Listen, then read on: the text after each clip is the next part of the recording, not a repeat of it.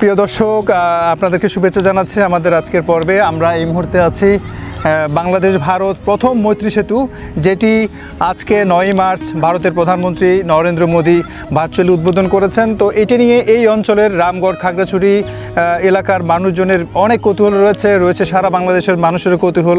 বিশেষ করে বাংলাদেশে ভারতের যে 3 দিকে যে সীমানা রয়েছে, অর্থাৎ যে সীমান্ত এরিয়া, তো এটি প্রথম, ইতিহাসে প্রথম যেটি বাংলাদেশ এবং ভারতকে একেবারে খুব কাছ থেকে সংযোগ তৈরি করেছে। তো আমাদের সাথে এই মুহূর্তে আছেন রতন বৈষ্ণব ত্রিপুরা। তিনি রামগড় খাগড়াছড়ির স্থানীয় সাংস্কৃতিক কর্মী।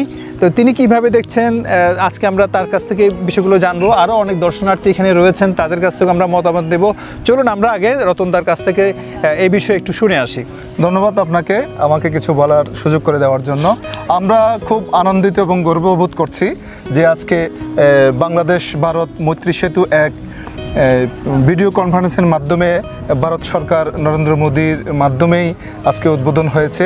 যে এখানে স্থলবন্দর উদ্বোধনের ফলে বিশেষ করে সাংস্কৃতিক, শিক্ষা, ব্যবসা বাণিজ্য, বিভিন্ন আদান প্রদান ক্ষেত্রে আমরা অনেক সুফল পাবো আশা রাখছি।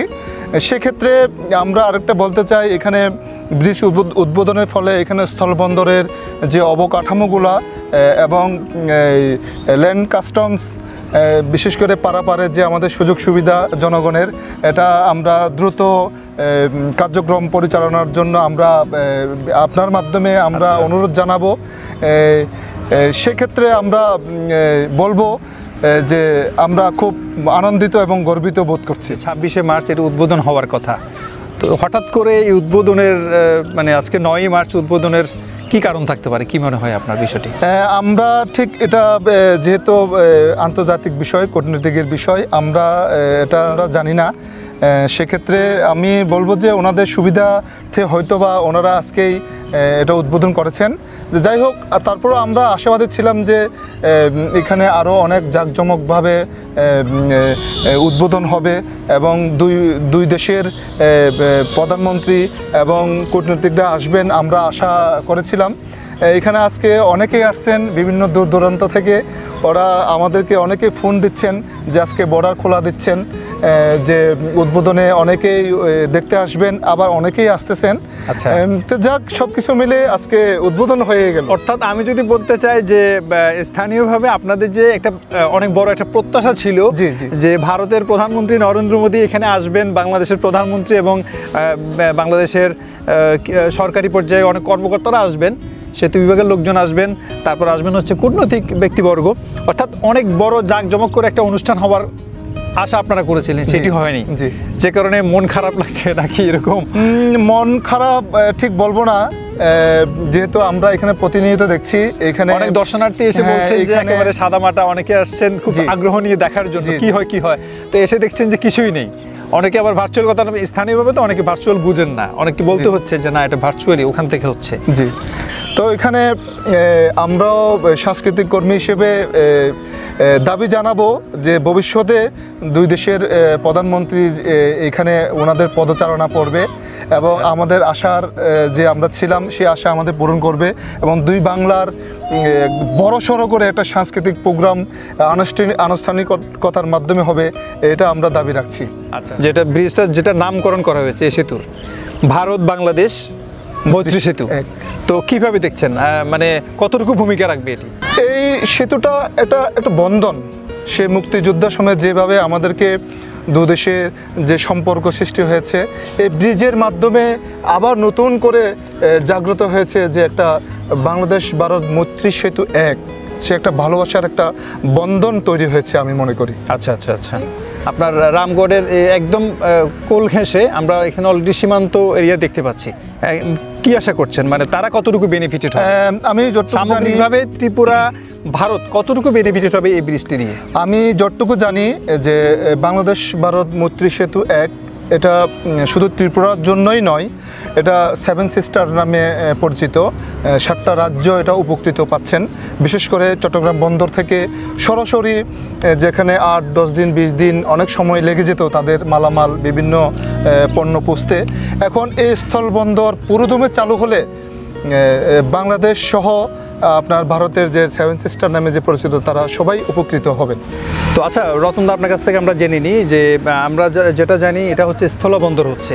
তো স্থলবন্দরের পাশাপাশি ত্রিপুরার সাথে কি আমাদের যে ইমিগ্রেশন সিস্টেমটা ভারতে যাওয়া, ত্রিপুরা হয়ে আমরা জানি যে আগরতলা বা অন্যান্য যে রাজ্য এখান থেকে যাওয়ার যে সুবিধাটা, সেটি কি চালু হওয়ার কোনো সম্ভাবনা দেখছেন? হ্যাঁ, আমরা ইতিমধ্যে দু দেশের উচ্চপদস্থ কর্মকর্তারা ইদানিং পরিদর্শন করেছেন।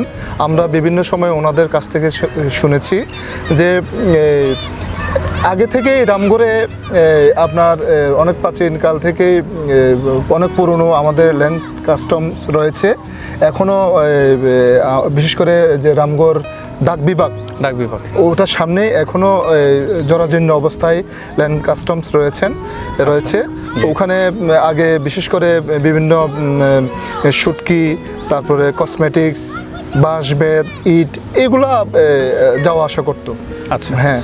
তো সেক্ষেত্রে আমি বলতে চাই যে এই অঞ্চলের জন্য ওটা অফিসিয়ালি চলতো। আচ্ছা, তো এখানে যদি কোনো ক্রমে ইমিগ্রেশনটা খুব দ্রুত, আমি আগেই বলেছি, এটা যদি দ্রুত পদক্ষেপ নেওয়া হয় তাহলে এখানে সরকার অনেক রাজস্ব পাবেন।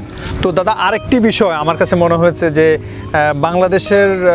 বাংলাদেশের বলবো না, ঠিক সারা বিশ্বের অন্যতম একটি সমুদ্র সৈকত হচ্ছে বাংলাদেশের কক্সবাজার। হ্যাঁ, আর চট্টগ্রাম বন্দর তো আমরা অলরেডি এ সম্পর্কে জানি। তো চট্টগ্রাম বন্দর পাশাপাশি কক্সবাজার পৃথিবীর অন্যতম বৃহৎ সমুদ্র সৈকত। তো সেটি এই ভারত থেকে পর্যটন আসার ক্ষেত্রে বাংলাদেশের এই বিশেষ করে পার্বত্য 3টি অঞ্চল এখানে রয়েছে, আপনি জানেন। তো সব মিলিয়ে এই অঞ্চলের জন্য, এই অঞ্চলের মানুষের জন্য বা ভারত থেকে যারা আসবেন তাদের জন্য কি সম্ভাবনা তৈরি করতে পারে এই সেতুটি?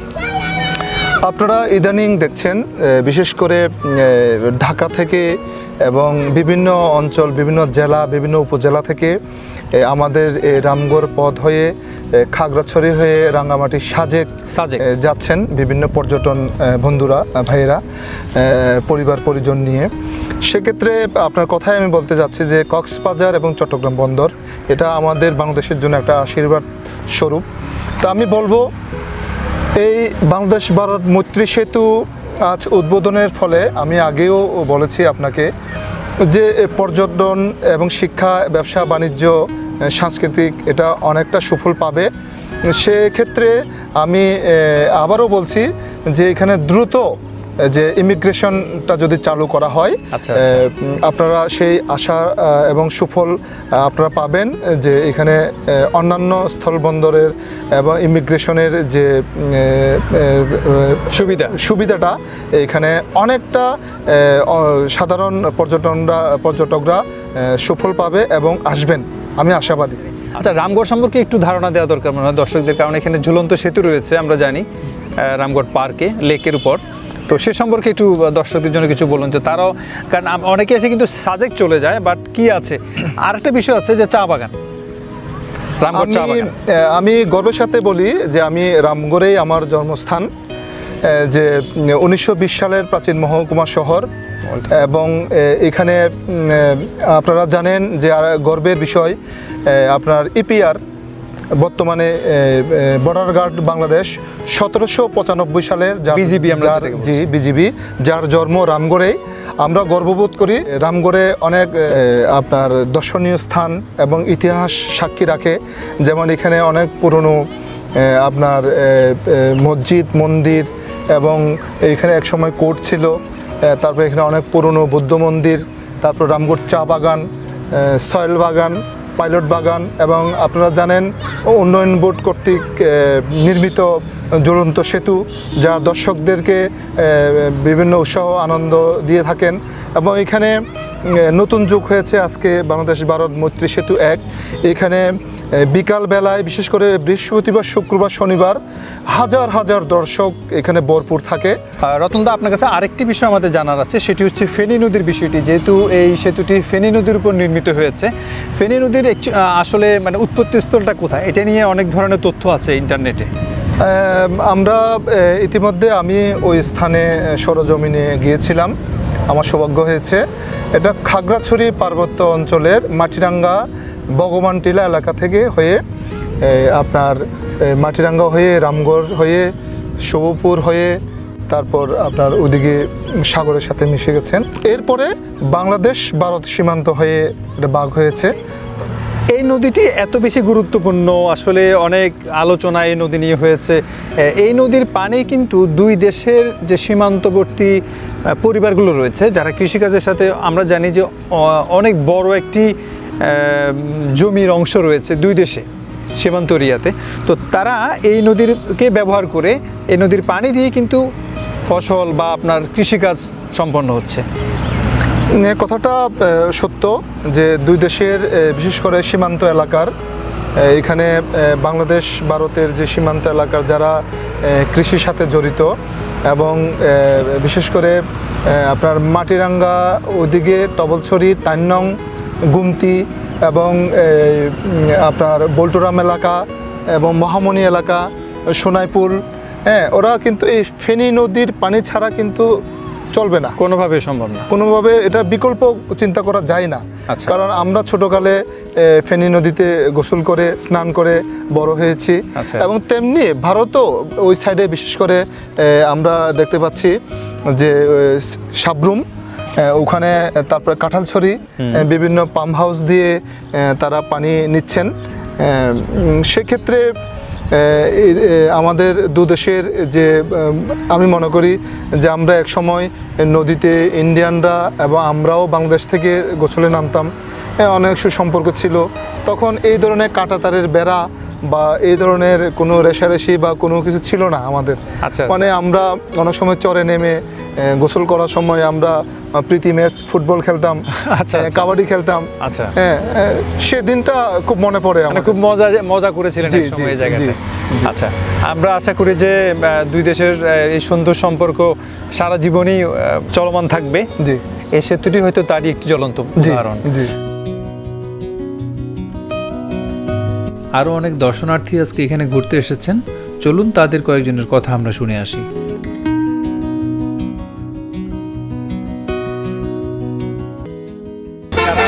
দর্শনার্থী হিসেবে চট্টগ্রাম থেকে এই সেতুটি দেখতে আসছেন, মূলত যে আজকে যে সেতু উদ্বোধন হলো হয়তো ওনারা টের পেয়েছেন এবং বন্ধুবান্ধব সবাই মিলে ছুটে এসেছেন। তো আমরা এখন তাদের অনুভূতি শুনবো, কেমন লাগছে এই বাংলাদেশ ভারত মৈত্রী সেতুতে এসে। আমাদের তো অনেক বেশি ভালো লাগতেছে, যেহেতু এই ব্রিজটার মাধ্যমে একটা যোগাযোগের মাধ্যম হয়েছে ভারতের সাথে বাংলাদেশের। তো মোটামুটি এনভায়রনমেন্টও দেখতে অনেক সুন্দর, প্রকৃতির সাথে একদম আমরাও মিশে গেছি প্রকৃতির সাথে। বর্ডারটা দেখার জন্য আমরা মূলত আসছি এখানে। আচ্ছা। বাংলাদেশ আর ওই ভারতের যে মৈত্রী সেতু, এটা কাছাকাছি আসলে আমরা আসলে বুঝতে পারি যে আমাদের পাশাপাশি ইন্ডিয়াটা আছে, এটা অনুভূতি আমরা ফিলিংস করতে পারি, আমাদের অনুভূতিটা আছে এবং আমরা ইন্ডিয়াটা দেখতে পাই নিজের চোখে। মূলত এটার জন্যই আসা এদিকে আর কি। দেখতে পাচ্ছেন আপনারা আমরা আমাদের সামনে দেখতে পাচ্ছি ইন্ডিয়া, এবং এই সেতুর মাধ্যমে আসলে বাংলাদেশের সাথে ইন্ডিয়ার সাথে যে সম্পর্ক হবে, এটার মাধ্যমে দেশের অর্থনৈতিকভাবে আরও অনেক এগিয়ে যাবে, সেটাই আমরা আশা রাখি। আচ্ছা, তো থ্যাংক ইউ, আপনারা সবাই ভালো থাকবেন, আবার আসবেন এখানে। ধন্যবাদ, অসংখ্য ধন্যবাদ।